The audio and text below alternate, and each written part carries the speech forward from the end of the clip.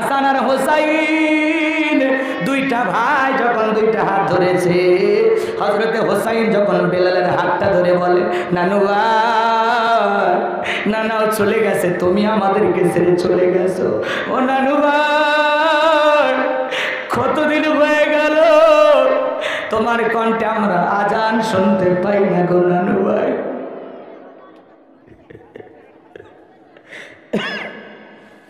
হযরতে হোসাইন যখন বেলালের হাতটা ধরে নানু ভাই, নানু ভাই বলে ডাক দেয়, কারণ বেলাল জানে হাসান আর হোসাইনকে আমার নবী কত ভালোবাসতো।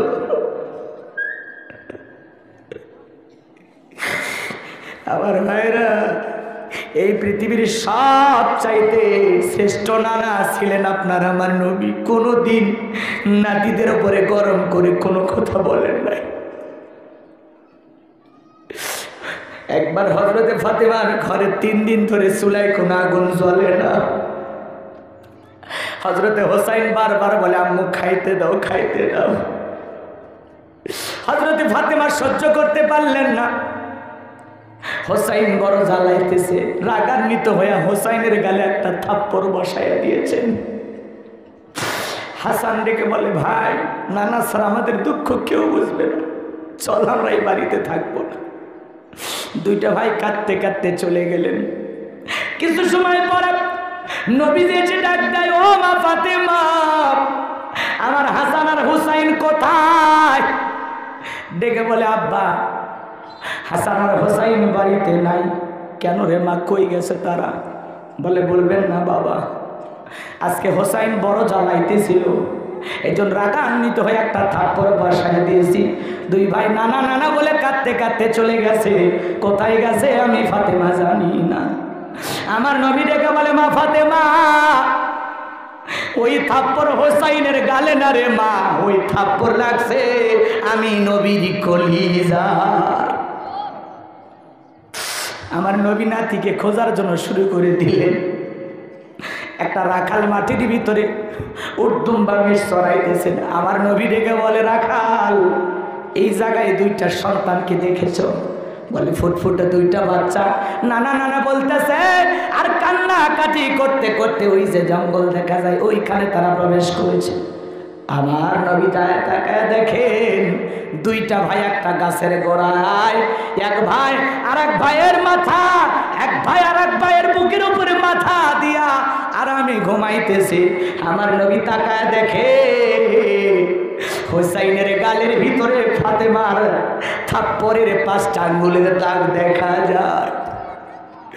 নাতির মুখে দাগ দেখা নবীজি সহ্য করতে পারলেন না, চোখের পানি ছেড়ে দিয়া কান্না করতেছেন। আমার নবীর চোখের পানি যখন হাসান আর হোসাইনের গালের উপরে পড়েছে, দুইটা ভাই ঘুম থেকে নানা বলে চিৎকার মেরে ওঠে, জড়িয়ে ধরেছেন বিশ্ব নবীকে। হোসাইন ডেকে বলে, নানা, মার কাছে খাবার চাইছিলাম, তোমার মেয়ে আমার খাবার না দিয়ে আমার থাপ্পড় মেরেছে। নবী বলে, নাতি, তোদেরকে যে আমি খাইতে দেব রে হাসান আর হোসাইন, এমন খাবার তোমার পকেটে নাই, চলো একটা খাবারের ব্যবস্থা আমি করব। ওই যে আপনারা ঘটনা শুনেছেন বাজার, নবীজি তখন শ্রমিকের কাজ করার জন্য একটা খেজুরের বাগানে গেলেন, পানি তোলার কাজ করলেন, 2টা খেজুরও পাইলেন। নবীজি মনে করলেন 2টা খেয়ে নেই, শক্তি হবে। আমার ভাইয়েরা, এরপরে নবীজি আবারও পানি তোলা শুরু করলেন। খেজুরের বাগানের শ্রমিক বিশ্ব নবী, আমার ভাইয়েরা, যেটাতে পানি তুলতেছেন ওইটা যখন ছিঁড়ে কূপের ভিতরে পড়ে গেল, বাগানের মালিক ইহুদি নবীকে চেনে না, দৌড়ে চলে আসছেন, নবীজির জান্নাতি শরীর মোবারক একটা থাপ্পড় লাগাই দিয়েছে। আমার নবী থাপ্পড়টা খেয়ে ডেকে বলে, শোনো, কয়েকদিন ধরে আমি ক্ষুধার্ত, খাবার ঠিক মতো খাইতে পারি না, গালটা বুঝি শুকে গেছে, থাপ্পড় মারার কারণে তুমি মনে হয় হাতে ব্যথা পাইছো। চিন্তা করেন বাজান, কেমন নবী পাইছি। ওইদিকে আর ঘটনা লম্বা করবো না, আরো কথা বলার আছে, ওইদিকে যাওয়ার সুযোগ নাই। হাতটা ধরে হোসাইন যখন ডেকে বলে, নানু ভাই, হযরতে বেলাল তাকায় দেখে হোসাইনের চেহারার উপরে মনে হয় বিশ্ব নবীর চেহারা মোবারক ভেসে উঠেছে। মনে হয় মদিনার নবীটাইকে বলে, বেলাল দেন একবার আজান দে, কতদিন হয়ে গেল আমি নবী তোর আজান শুনতে পাই না। হযরতে বেলাল তখন হোসাইনের অনুরোধে 6 মাস পরে মদিনায় এসে আবারও আজান দিলেন। বলুন আল্লাহু আকবার। এখানে আরো কিছু ঘটনা আছে, ওই দিকে যাব না। বেলালের উপর নির্যাতন ও জুলুমের কথা যখন বিশ্ব নবীর কান পর্যন্ত পৌঁছে গেল, আমার নবী ডেকে বলে, আবু বকর, বেলালের নির্যাতন জুলুম আর কষ্টের কথা আমার সহ্য হয় না, যাও যাও তুমি আমার বেলালের জন্য একটা কিছু করো। হযরত আবু বকর সিদ্দিক রাদিয়াল্লাহু তাআলা আনহু কয় গুণ দাম বেশি দিয়া গোলামীর জীবন থেকে হযরত বেলালকে আজাদ করলেন, মুক্ত করলেন। বলুন আল্লাহু আকবার। এই যখন ইসলামের অবস্থা, একদিকে সন্তান হারানোর ব্যথা, আপন মানুষদের সমালোচনা, সাহাবায়ে কেরামদের উপর নির্যাতন জুলুম, এই জন্য নবীজির মনটা ভীষণ খারাপ, মুখটা মলিন, চোখের কোনা দিয়ে অশ্রু ঝরতেছে। আর নবীর যখন মন খারাপ, নবীকে সান্ত্বনা দেওয়ার দায়িত্ব কার? জোরে ডাক দেন না, কার? আমার নবী ডেকে বলে, জিবরাইল, আমার বন্ধুর মা নাই, বাবা নাই, আমি ছাড়া আমার বন্ধুর আপন কেউ নাই রে জিবরাইল। আমার বন্ধুর মনটা হয়েছে ভারী, আমি আল্লাহ সইতে নাহি পারি। লাহু মাহফুজ থেকে সূরা কাউসার নিয়ে যায় আমার বন্ধুর ওপরে নাজিল কর তাড়াতাড়ি। আল্লাহু আকবার। আমার নবী ডেকে বলেন, আনাস, আমার মনটা কেন খারাপ তোমরা জানো কি? তোমার মুস্কি হাসি দেওয়ার কারণ হলো এই মাত্র আসমান থেকে জিবরাইল এসে আমার উপরে সূরা কাউসার নাজিল করলো। বলুন আল্লাহু আকবার। বিশ্ব নবী তখন সাহাবায়ে কেরামদের সামনে তেলাওয়াত করে শুনিয়ে দিলেন, ইন্না আ'তাইনাকাল কাউসার ফাসাল্লি লিরাব্বিকা ওয়ানহার ইন্না শানিয়াকা হুয়াল আবতার। আল্লাহু আকবার।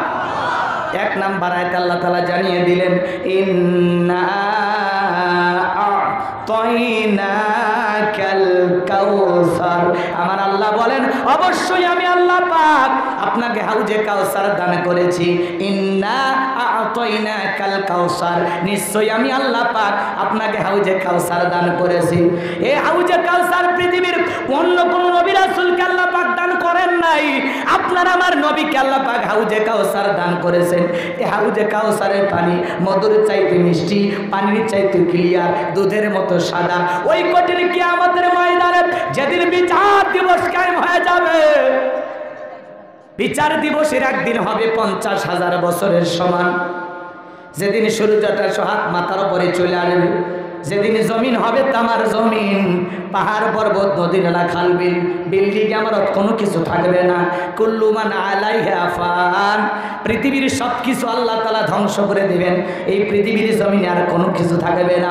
ওই কঠিন কিয়ামতের ময়দানে যেদিন বেঈমানদের জিহ্বাগুলো কুকুরের মতো ঝুলে আসবে নাভি পর্যন্ত, যেদিন স্বামী স্ত্রীর পরিচয় দেবে না, মার সন্তানের পরিচয় দেবে না, ভাই ভাইয়ের পরিচয় দেবে না, ওই কঠিন কিয়ামতের ময়দানে আল্লাহর আরশের ছায়া ছাড়া আর কোনো ছায়া থাকবে না। ওই ছায়ার ভিতরে আল্লাহ পাক 7 শ্রেণীর মানুষকে ছায়া দিবেন। তারা হলো আল্লাহর খাঁটি মুমিন বান্দা, নেককার মুত্তাকি বান্দা, আল্লাহর 7 শ্রেণীর প্রিয় বান্দাদেরকে আল্লাহ রাব্বুল আলামিন ওই কঠিন কিয়ামতের ময়দানে আল্লাহর আরশের নিচে ছায়া দান করবেন। সেখান থেকে তারা কিয়ামতের ফাইনাল খেলা উপভোগ করবেন। বলুন আল্লাহু আকবার। কিয়ামতের মাঠে তৈরি করা ওইটা হলো আল্লাহর ভিআইপি গ্যালারি। আল্লাহু আকবার বলবেন না? সেই দিন দলে দলে মানুষ বিশ্ব নবীজির কাছে যাবেন হাউজে কাউসারের পানি পান করার জন্য। কিয়ামতের ময়দানে একটাই মাত্র শব্দ, সবাই চিৎকার করে বলবে, পানি পানি পানি, আর কোনো শব্দ থাকবে না। সবার মুখে একটাই কথা, পানি পানি। কঠিন কিয়ামত। কিয়ামত কত কঠিন হতে পারে।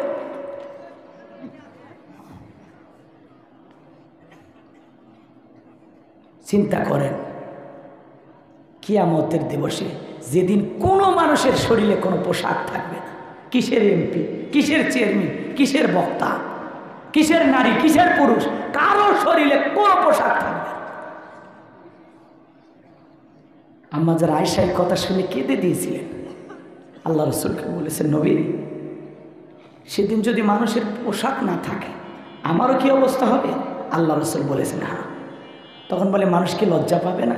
একে অপরের লজ্জাস্থানের দিকে তাকাবে না? আল্লাহ রসুল বলেছেন সেদিন মানুষের দৃষ্টি থাকবে শুধু উপরের দিকে।